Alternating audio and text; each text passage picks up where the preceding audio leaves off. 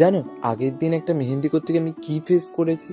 আমি শুধুমাত্র দিদিদেরকে বলি, দিদি যখন আমি মেহেন্দি করবো তখন যেন খুব বেশি লোকের সামনে না ডিস্টার্ব করে, কারণ তাতে আমাদের কনসেন্ট্রেশন ব্রেক হয়। আর তখন মেহেন্দিটা খারাপ হলে কিন্তু তোমরা আমাদেরকেই বলবে।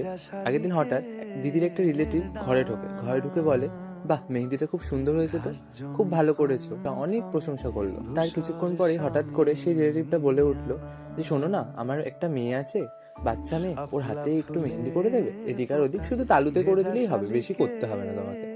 আমি বললাম, হ্যাঁ নিশ্চয়ই করে দেবো, কেন করে দেবো না, কিন্তু চার্জেস লাগবে, যেহেতু কাজটা প্রফেশনালি করি তো, আর যেহেতু টাইম টেকিং কাজ। অমনি বললো, না না করাতে হবে না। কিন্তু তাই কিছুক্ষণ পর থেকে উনি বলা শুরু করলো, দুটো হাতের মেহেন্দি না সেম সেম হয়নি, এই জায়গাটা কেমন একটা বেঁকে গেছে, এই জায়গাটা ঠিক হয়নি, কিরম যেন একটা হলো না, বেশি ফাঁকা ফাঁকা লাগছে না, এই জায়গাগুলো ভরাট করলে মনে হয় আর একটু ভালো হতো, এই দাগগুলো কেমন ব্যাকা ব্যাকা, এরকম মেহেন্দি তো আমিও করতে পারবো।